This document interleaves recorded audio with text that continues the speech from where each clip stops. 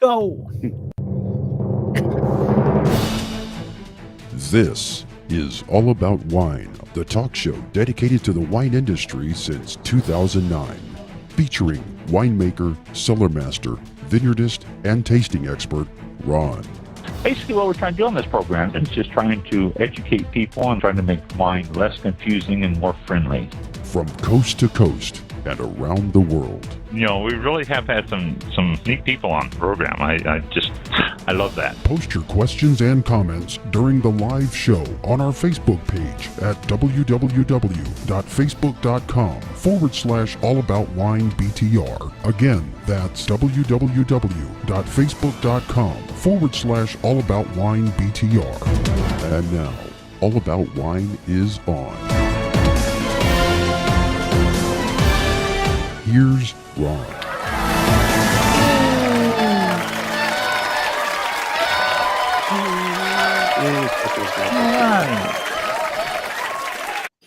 It's probably going to be another vacation before I can edit that video, I guess. So here we are. It is Thursday, June the 5th, and you're listening to the show All About Wine. And I'm back. And here's Ron. Well, we didn't do it last week because I had computer problems. And so we got that all fixed and everything's all good. Everything's ready to go now. We are ready to do episode number, I don't know. Mike keeps track of those. So somewhere we are, yeah, I don't know what episode this is. This is 10. You have to put actually. those on the thing so we can, you know. Yep. The 10 Episode of 10. season number 14. Yep. Okay. We're going to go with that. Yeah, 14. Okay. Didn't sound like it's right there when you said that. Not 100%, but that's what we're going by. Episode 10? Yep. Yeah. Episode 10. Let's see. 2009, 25. Actually, it could be season. Well, it could be season. Technically, yes. Wow. Okay. Well. Yeah. Yeah. So we are all set to go, and maybe next week we might do a test show with the cigar guys again, and be sure that they can all call in and all that. And our new platform will give us a chance to get guests in. So if you're listening to Restream, then thank you. If you're listening to it on other platforms that we feed it to, then thank you for that. And you can always listen to us live now or in any of the other formats. I don't know how many's out there. I don't know how many we're getting connected to now. Since Blog Talk Radio went out of the way, it threw us along with hundreds, if not thousands of others into searching. So I guess it's working. Here we are, though. We're all set. Nothing new and exciting coming up this coming week. No major holidays, no anything that we need to say watch out for. School's out, I guess, pretty much everywhere around the country. And so the roads are less crowded with school buses and parents taking their kids to school. But you got a lot more kids out of school that are out walking and going places and doing stuff. So be careful if you kids on the road or anything like that, walking or anything, because you probably will see more now because of the school being out pretty much everywhere. Which reminds me, I got to take my granddaughter out for driving lessons. She turned and she's going to get her permit. And I told her I'd teach her how to drive. Let's start out with glossary, wine terms. Let's let this thing load. Though I got the computer fixed, but it is still pretty slow. So get it, hopefully get it going here. Mike, you have any idea of where we left off? We left off with the F. My last note said Foxy. Said next week, Foxy. Oh, If that okay. Here we go. Foxy. Yeah. Yeah. Okay, good. Foxy. This is a term used to describe the unique musky and grapey characters of many Native American Labrusca grape varieties. This is used quite often to describe. Now, people say, "How do you get foxy?" It just, to me, a lot of the Native American grapes have a foxy taste, which I describe as like having a little bit of fur in your mouth or a foxtail run through your mouth sideways, not swallowing, but you just you get one of those type things in your mouth. It's not a clean taste. Foxy is a off taste. Some people love it. Don't get me wrong. I'm not a I, the Labrusca family of American grapes is not one of my favorites. Uh, Muscadine being the type of grape Labrusca, but some people love them, and a lot of American grapes I've had are not bad at all. Norton being one of them I can think of right off the top of my head. So that's Foxy. Free run juice. The juice released by a pile of grapes as their skins split under their own weight before they are mechanically pressed.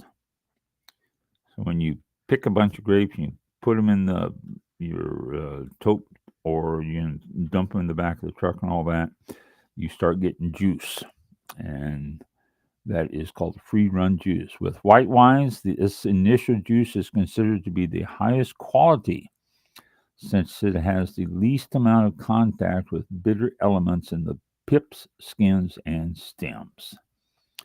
The free run juice. If you can get a wine with just free run juice, it's very, very good quality wine.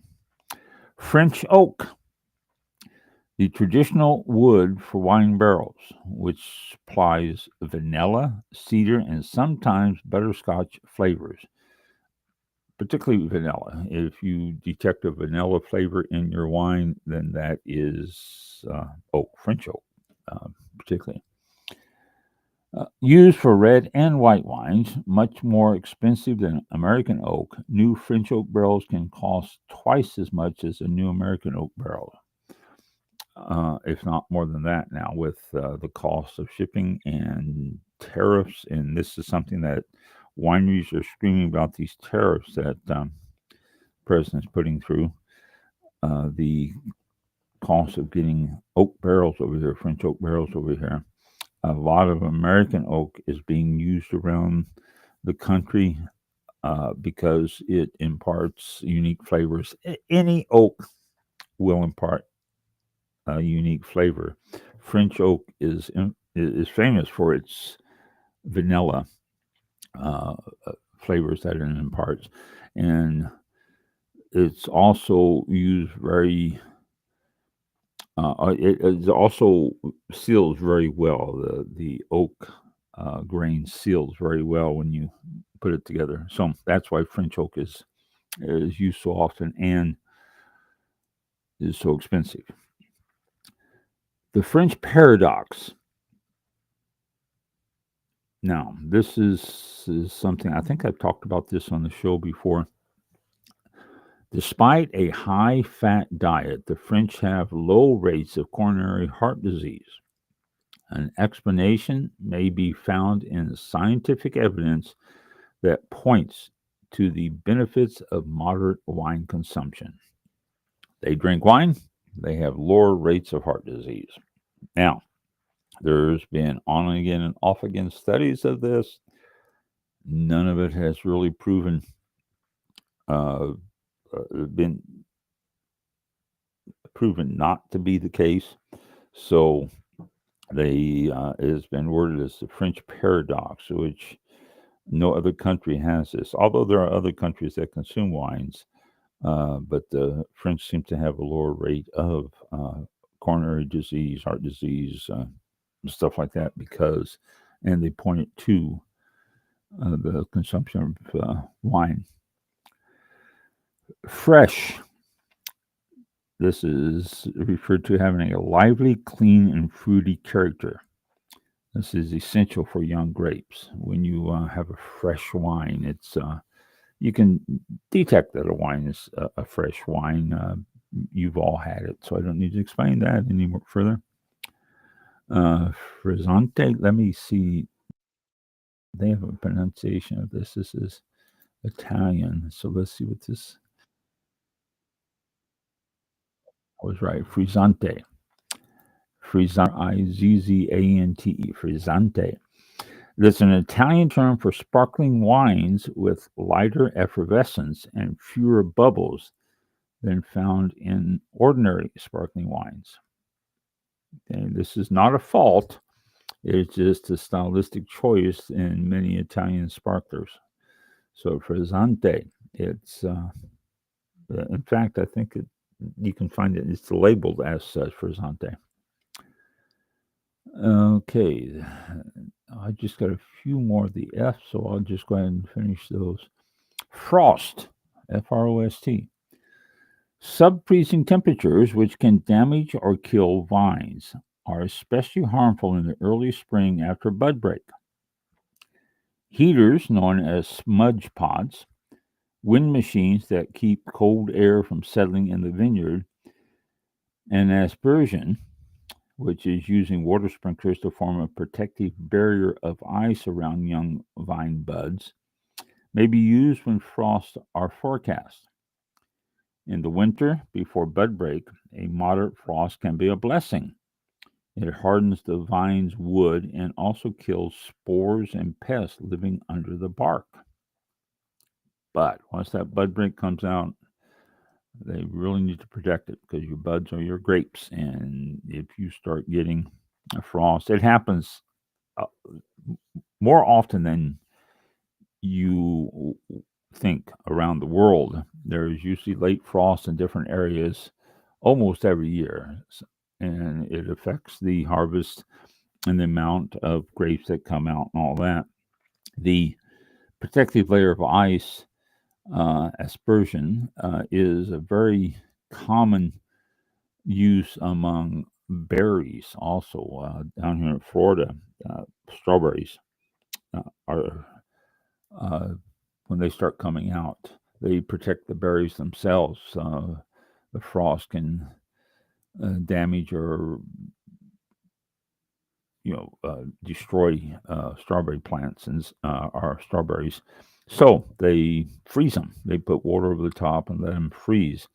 And that way it holds the temperature at a steady 32 degrees, which is the temperature that it freezes. And then as they warm up, it just melts around them. So this is the same thing with this. So frost can be quite damaging to grapes and to the plants, except before bud break. Fruit set. In late spring or early summer, fertilized flowers swell into tiny bunches of grapes. You may or may not have seen that. It's sort of cool. The grapes, just these little clusters of things, and then all of a sudden they start popping out in the grapes and they start growing from there. Fruity, having the aroma and taste of fruit or fruits. You've had that, I'm sure.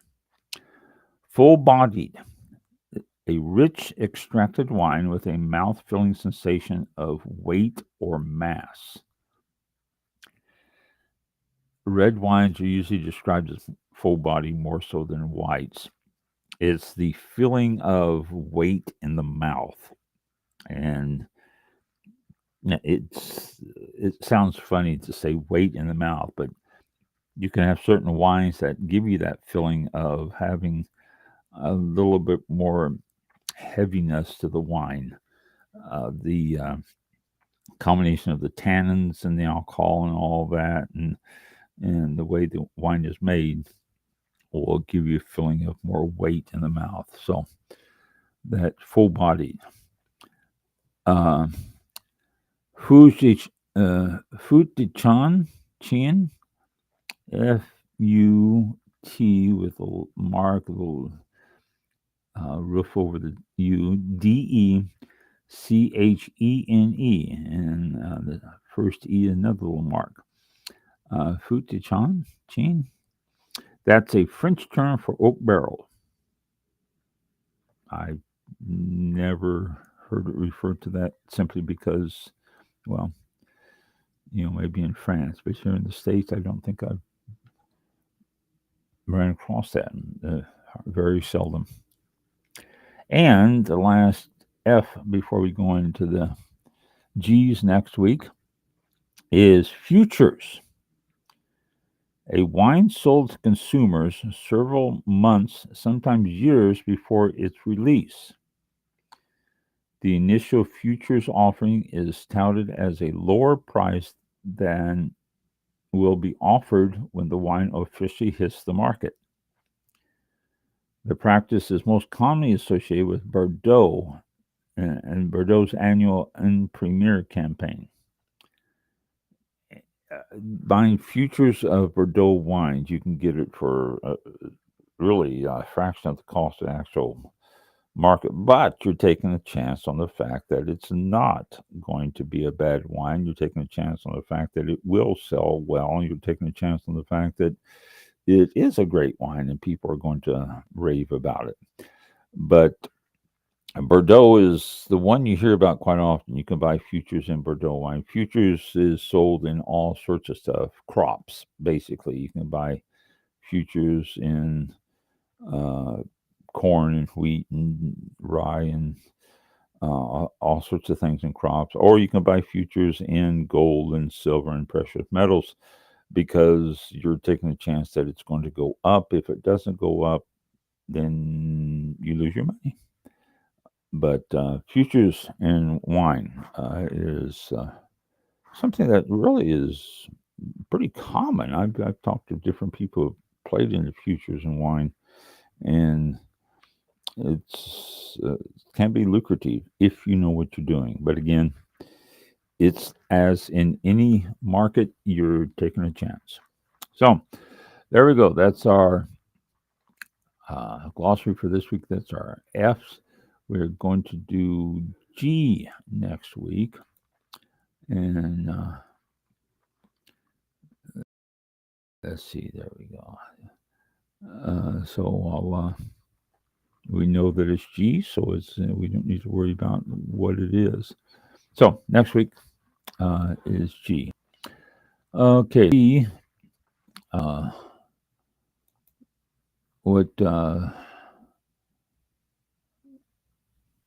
I have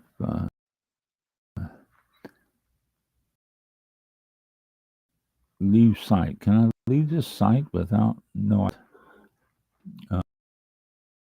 Okay. Okay. Let's do this and trying to find the things I have. Something went wrong.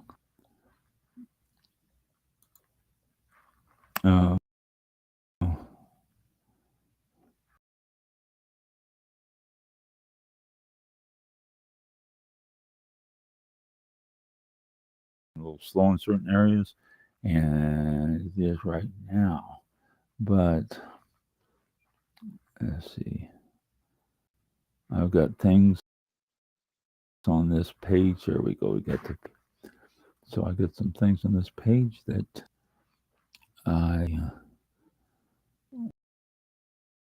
want to bring up. And is this it? No, is this it? Yeah. Okay.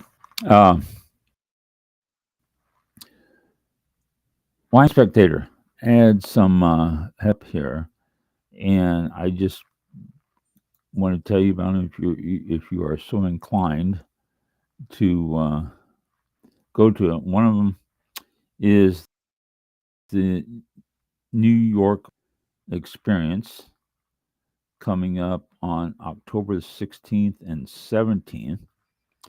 It's going to be But it's always a great event. It's very crowded, very full, and all that. Over 250 wines are rated 90 plus. It's their 44th annual New York experience. It says enjoy 2 unforgettable evenings of walk around tastings featuring over 250 wines from the world's premier wine regions, each rated 90 points or higher by Wine Spectator's editors. And Thursday, October the 16th, general admission 7:30 to 10. And then Friday, October 17th, VIP 6 to 10, general admission 7:30 to 10. And I'm going to click this buy tickets. Why it'll automatically jump in there and say, okay, you owe me. But I don't think so. It is general admission for Thursday, October the 16th, is $420.23. Why they got that? That's probably tax included in that. And it says all in price per evening, fees included. Okay. So that is the actual tax and everything added onto it. And then Friday is $420.23. So $840.46 is the price to attend both of them. Wow.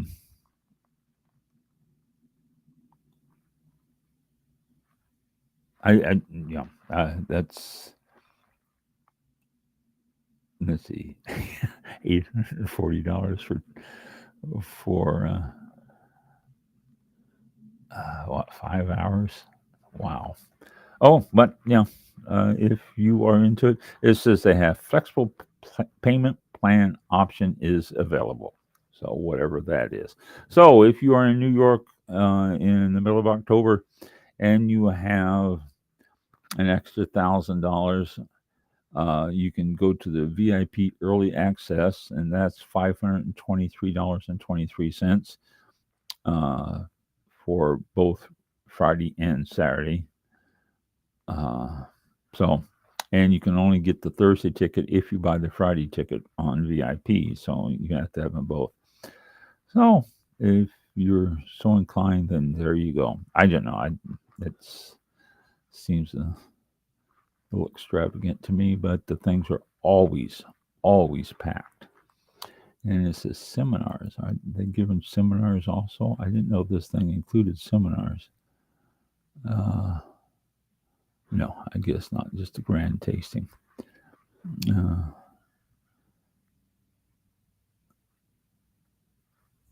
Friday and Saturday. Well, it just tells some of the winemakers that are going to be there. So, and wine stars and stuff like that. Okay, so the Wine Spectator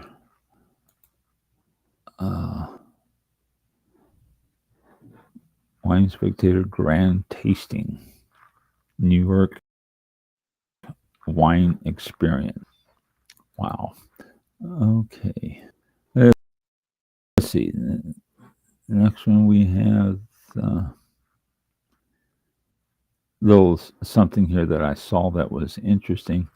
The question was, what are the most expensive wines that a wine sommelier has sold when he was working in a restaurant? And that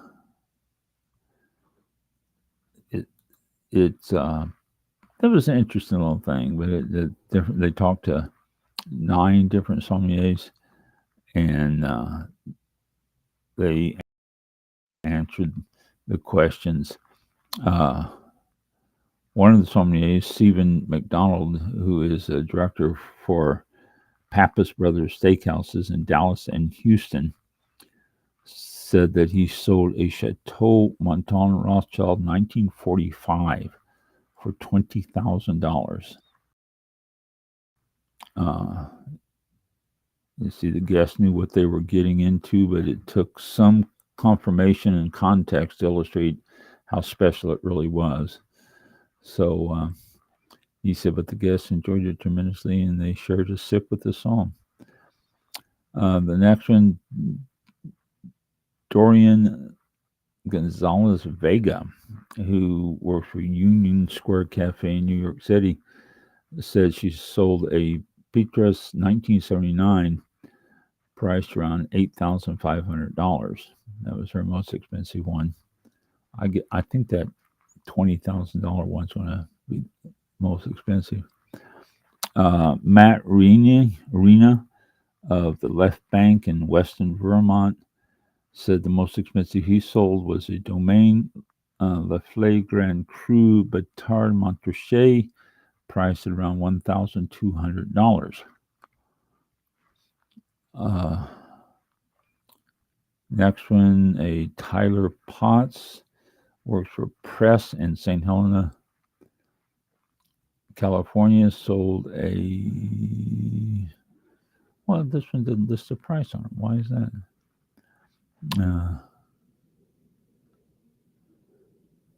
Well, he has a story. I don't know. He just told a story about how he prepared the meal for people who came in late and sold them the bottle. Okay, Corey Holt of Zimmy's in New York City, again, sold 3 or 4 bottles of very expensive wine here. No prices listed, but he just telling what it was that he sold. 64 Giacomo Conterno Barolo and a Juan Gomez of HMS at the Breakers in Palm Beach, Florida, sold a Montrachet for $9,500.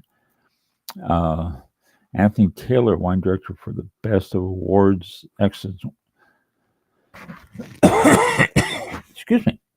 A Crew Uncorked, Moreland Hills, Ohio, sold a Domaine de la Romane Conti 2007 for $25,000. Is a Andrew Hurley, wine director for Grand Award winner restaurant in Las Vegas, sold a Henry J. Crew Panetul 1997 1.5 liter for $117,000. And this last one doesn't give a cost. But he does say he sold a bottle of Burgundy that it cost more than the car he was driving at the time. And he said, and I was driving a pretty nice car.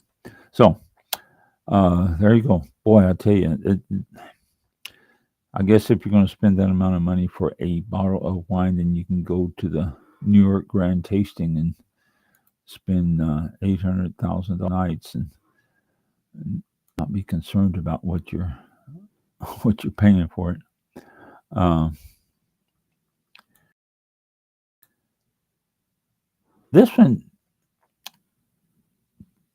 This is also from Wine Spectator, but this is interesting since we're in the summer here, and this is a list of 12 canned wines that they do recommend for summer, which shows the prevalence now, because Wine Spectator is actually recommending these to take with you when you go to places, when you go to the beach or different places, because, well, we all know a lot of these places will not let you bring bottles, so canned is a great way to do it. So the 12 that they do recommend, and I won't give you descriptions of them or anything, but I'll just tell them the first one, Archer Roos Pinot Noir. This from Victoria, Australia. 4 250 milliliter bottles for $20. Archer Roos Sauvignon Blanc from Casablanca Valley in Chile. This is 4-pack for $20.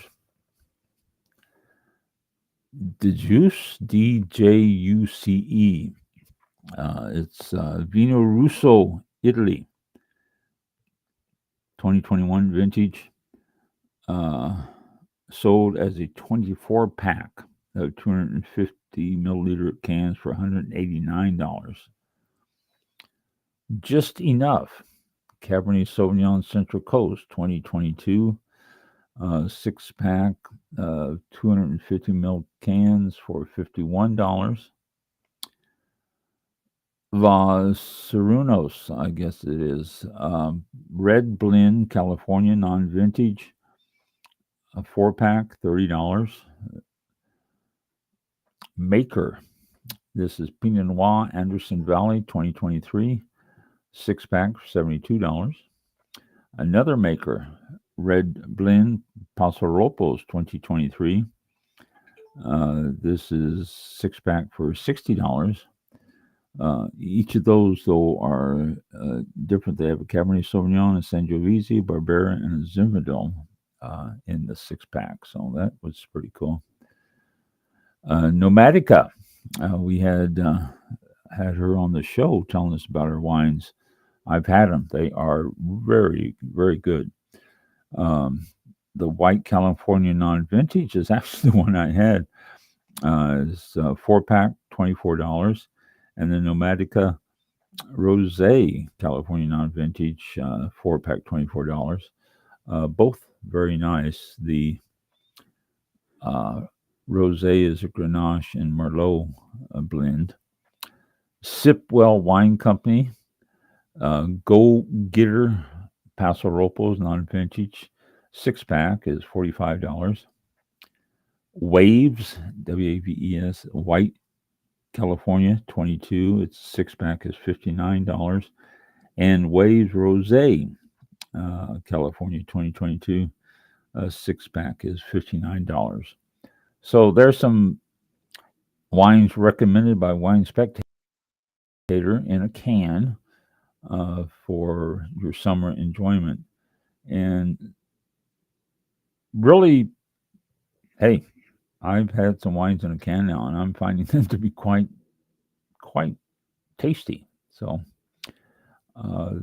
check them out if you haven't done so already, because again, they're good to take with you to places like the beach or where it says no bottles allowed or something, and you can carry your can in and drink it there. Okay, let me go to the next thing here.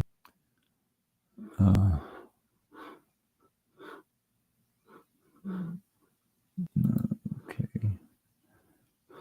And this is Wine Folly. Meredith Puckett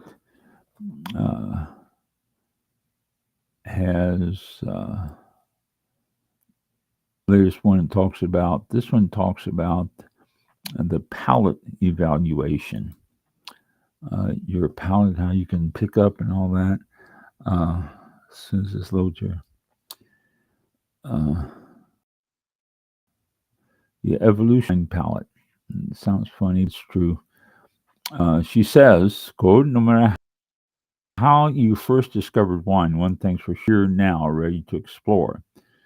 Drinking wine isn't just about sipping. It's a journey that changes as your taste buds grow and evolve. And you've probably noticed that. If you're wine drinkers, you've noticed that it's a journey. She says, after speaking with countless wine enthusiasts and sommeliers, good estimation of how your wine palate changes over time.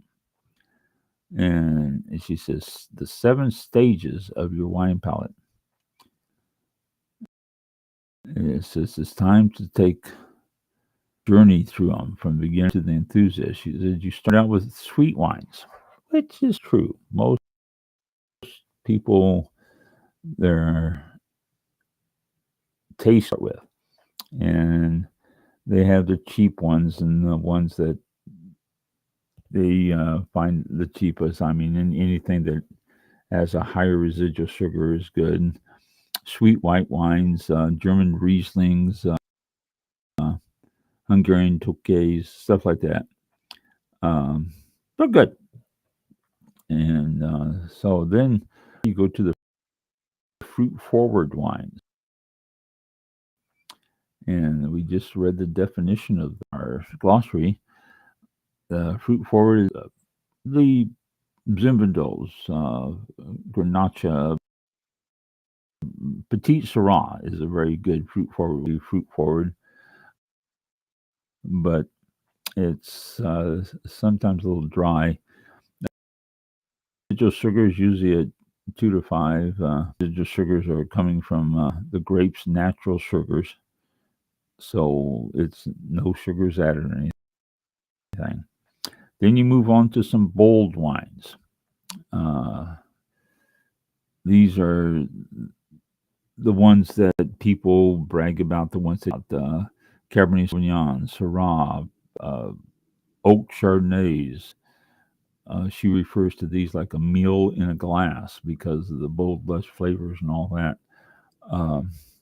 You can also get the oak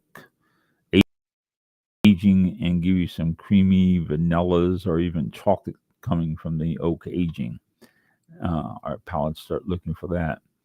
Then from that, you go to the elegant wines.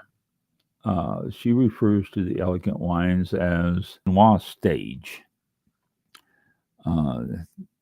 Delicate floral notes. You've trained your taste buds at this point to start recognizing some of the nuances of wine, and you start looking for something that has other things to offer besides just the wine. You start finding things like violet and hibiscus in the nose, and flavors like phenol and anise and licorice and tar. And elegant wines would look at red wines, Pinot Noir, Gamay, Nebbiolo, cool climate Syrah, Carmenere, Sangiovese, or elegant white wines. She listed as Gruner Veltliner, or Veltliner, Soave, Chablis, and Averino.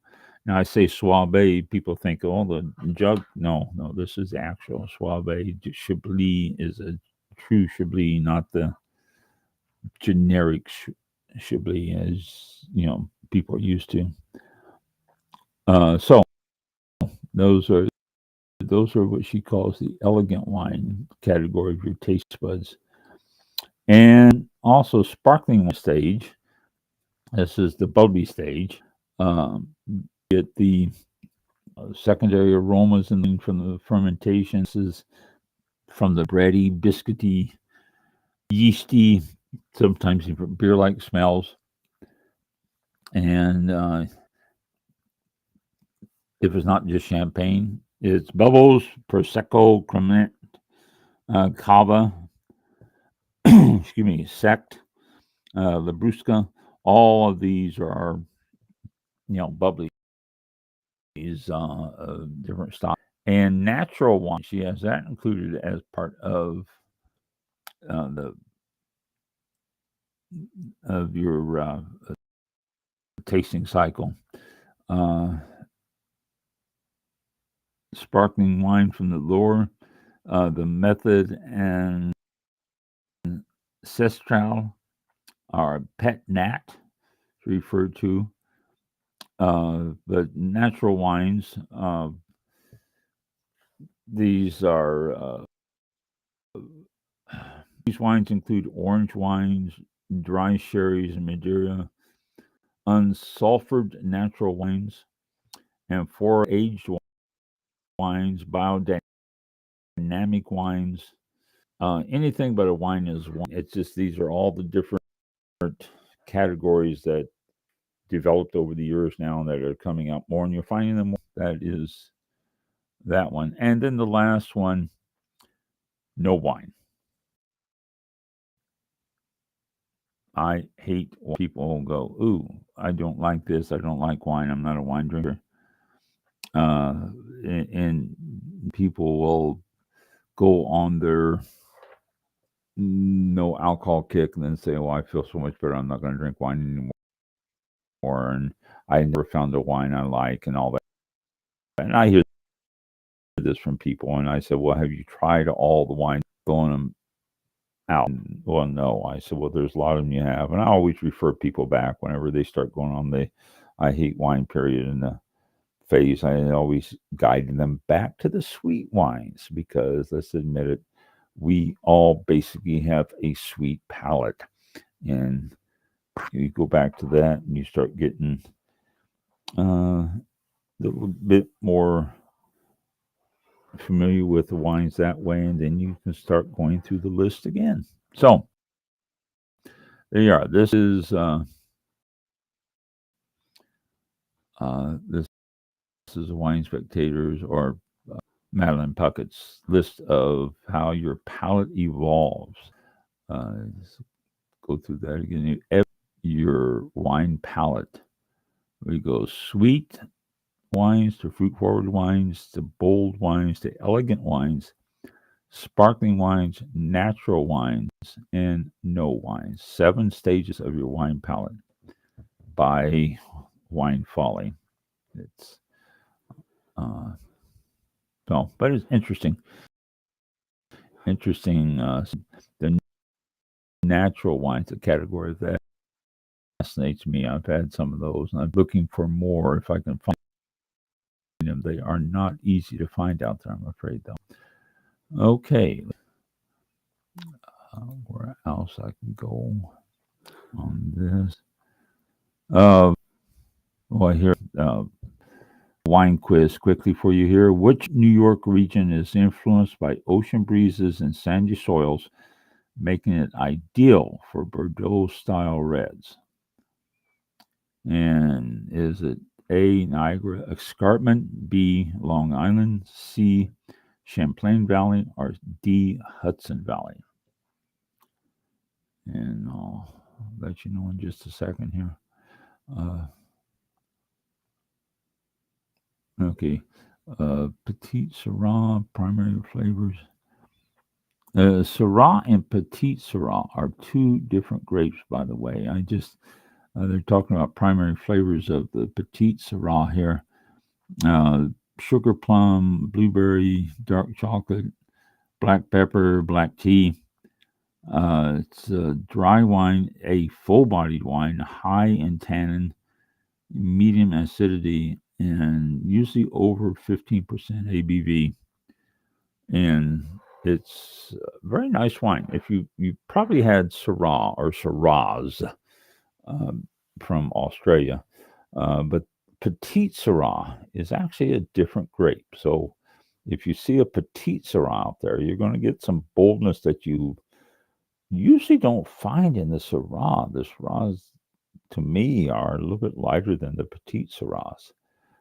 So something to search for on your next wine visit. See if you can find yourself a Petite Syrah and enjoy some of the boldness and flavors from that. Okay. So,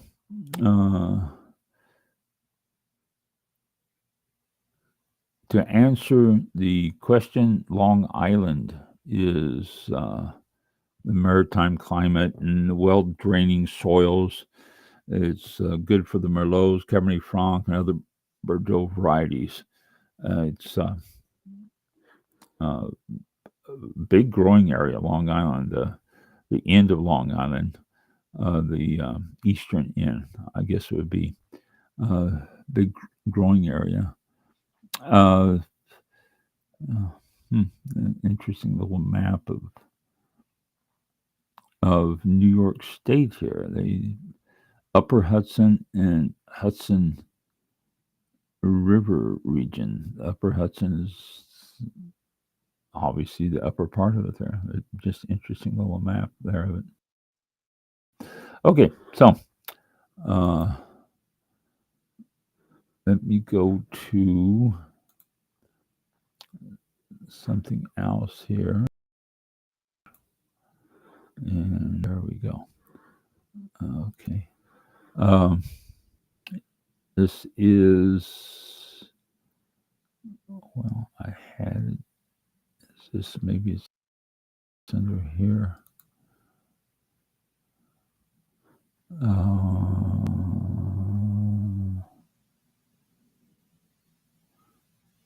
Okay, here we go.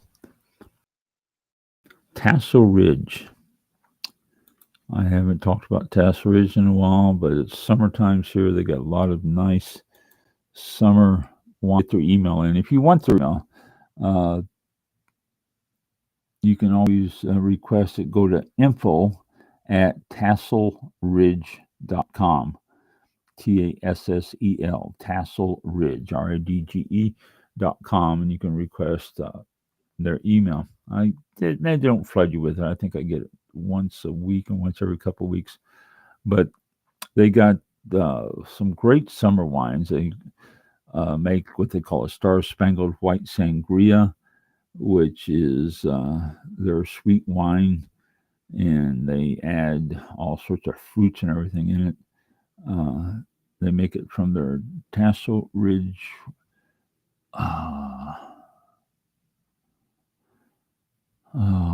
Star Spangled White. Yeah, there it is. So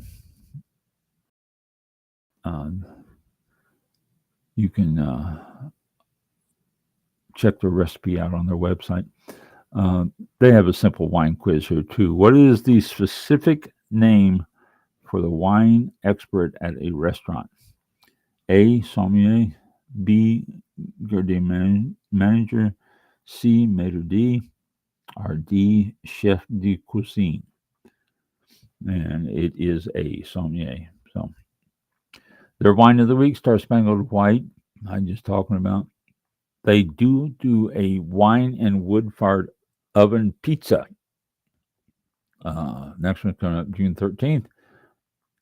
Reservations required. Pizza served until 7:30, but they have it open from 5 to 8. Their gift shop is available, gift certificates. They have tours of their vineyard. They're getting berries popping up on their vines now, and they are really it's a nice winery to go to if you're ever in the area. It's located at 1681 220th Street in Leighton, Iowa, Leighton, Iowa, which is southeast of Des Moines, around Oskaloosa and Pella, Iowa, between Oskaloosa and Pella, Iowa. Pella, Iowa has a very nice tulip festival every year too, by the way. So if you check it out, check out the winery. So Tassel Ridge Winery. And what else did I have that I wanted to talk to you about on this page? Not on this page, this page.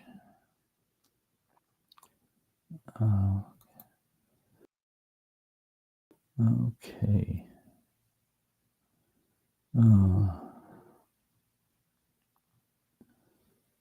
Okay, here we go. Well, okay, sorry. Here we go.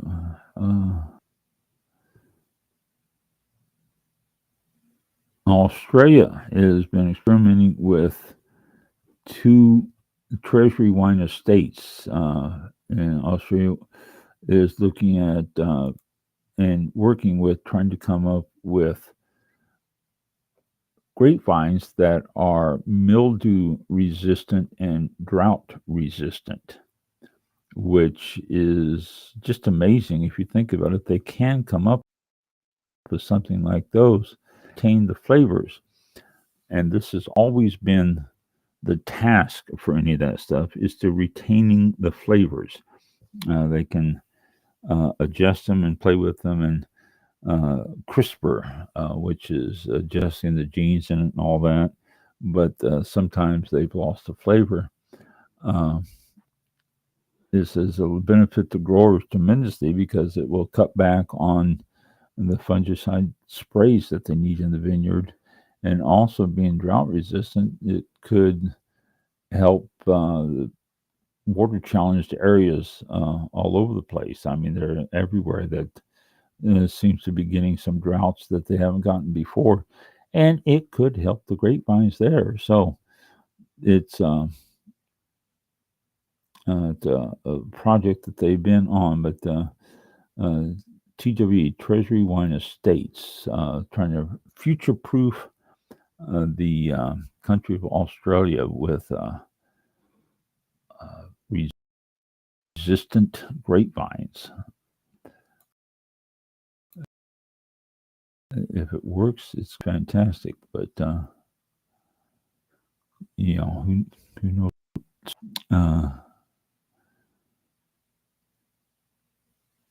Okay, let's see. Taste reasons. Oh, I had some of these.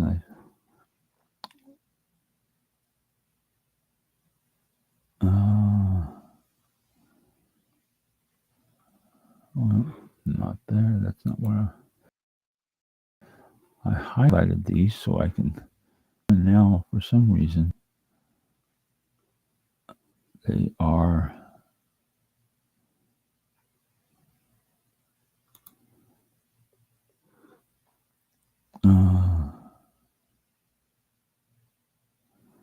This is something I found interesting about. It's talking about Robert Mondavi and the wine, the name, everything.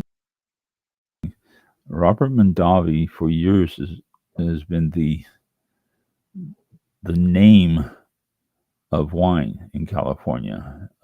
It was the wines that you would look at as some premium wines, and they're saying that it's in the middle of a slow, painful downfall. The wine has not held up to the quality that it had established. In 2024, the Robert Mondavi Winery was bought by Constellation Brands, and since then it has seemed to have deteriorated. Woodbridge, a Robert Mondavi private selection, is now looked at as a cheap alternative to a lot of wines. And it's really sad. Robert Mondavi used to be one of the better wines you would find out there, and it just doesn't have it anymore. The article goes in and tells about how you used to be able to get yourself some great wines at some reasonable prices, and now they bought out Charles Krug in what year was it? 43. Here it is. They bought out Charles Krug in 43, and they really the lot of stuff they did that was record break was just the forefront of the wine industry. They created all sorts of stuff in the wine industry that was groundbreaking, and then it started deteriorated, which I'm really sad because I've always liked Mondavi wines, and yet anymore they've lost control of the name by expanding the business beyond what it could afford, and the Constellation Brands now is the owner of Mondavi, and they're not sure. Constellation Brands not sure what they're going to be doing with it, and so it's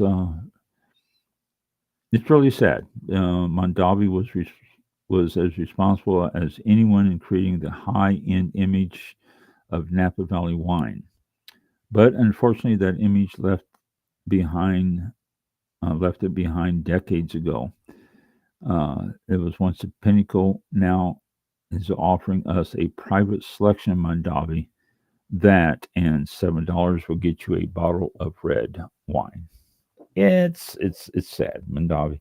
And Beau Vineyards, I think, is another one that used to have quite a reputation, quite a name out there, and that has also deteriorated over the years, and not held the prestige that it once did.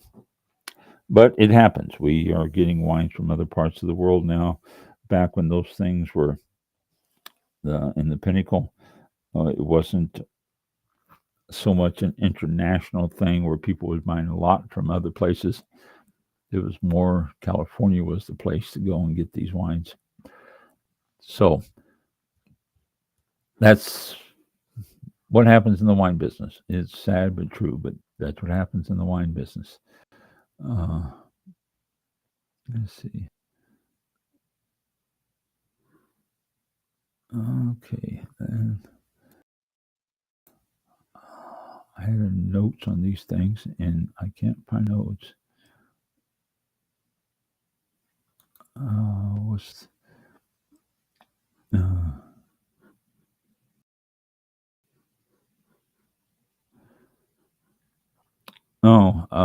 different wine organizations, and I'll finish up with this little thing here.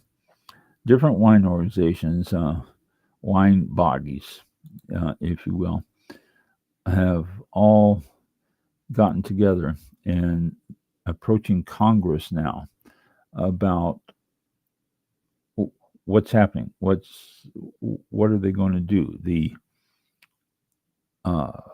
world market is not in good shape right now for wines because of the tariffs and because of what's going on and all that stuff.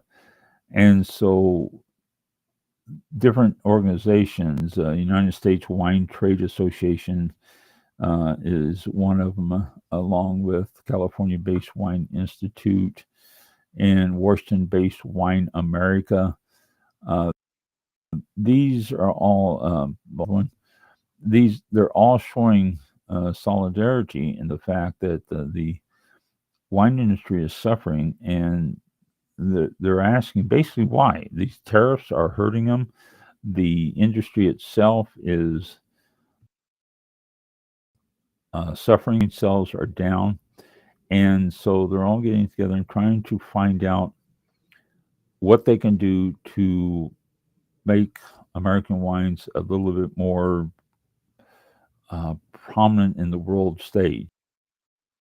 And one of the things that they've been doing, they're talking to Congress, they're talking to the president about these tariffs.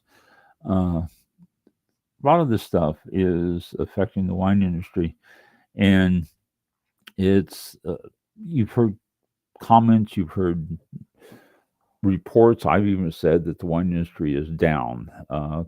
California wine sales are down. The wine industry itself overall is down.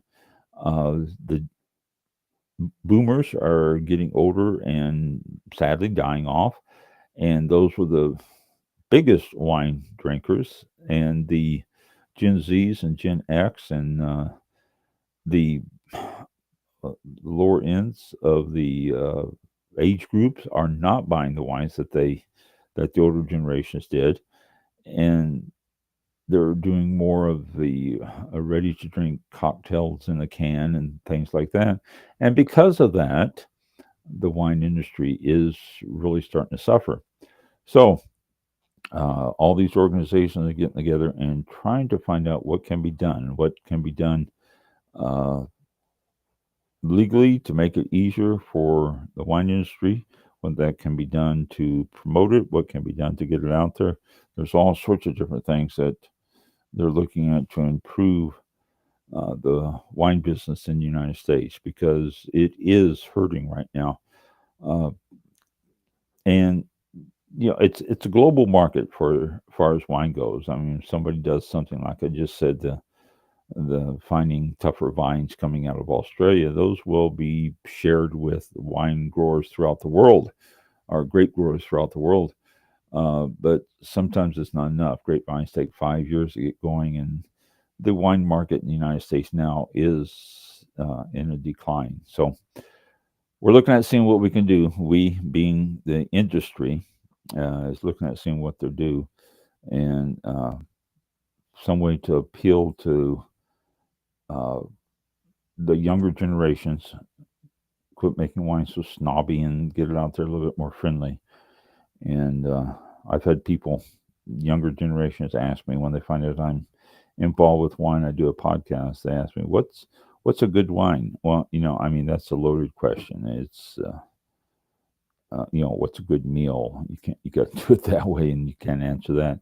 But it's good to see them interested, and I try to get them to become a little bit more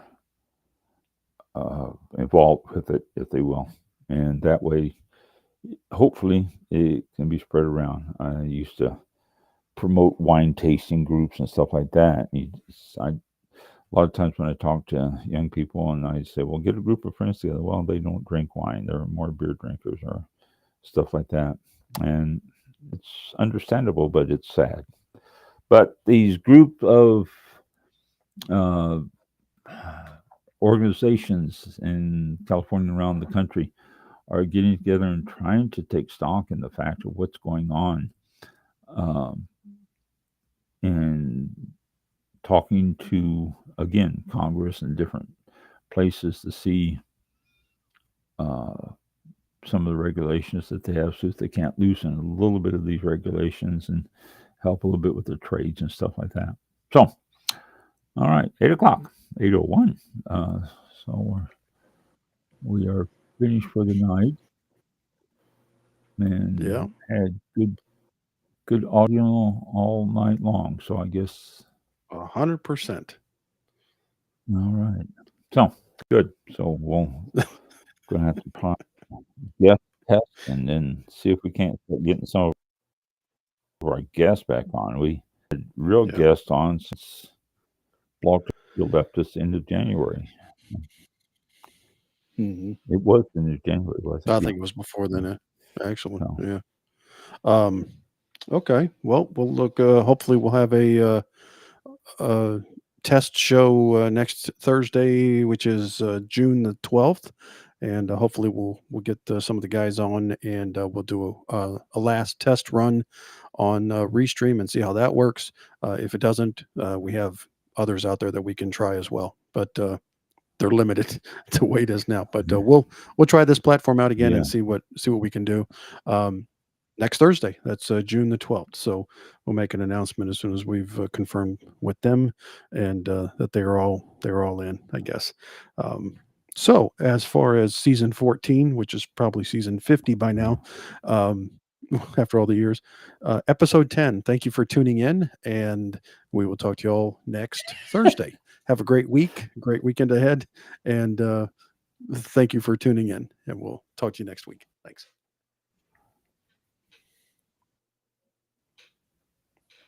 Are you delayed again? Be safe out there, and we'll see you next week. Okay. I didn't know if he was delayed or No.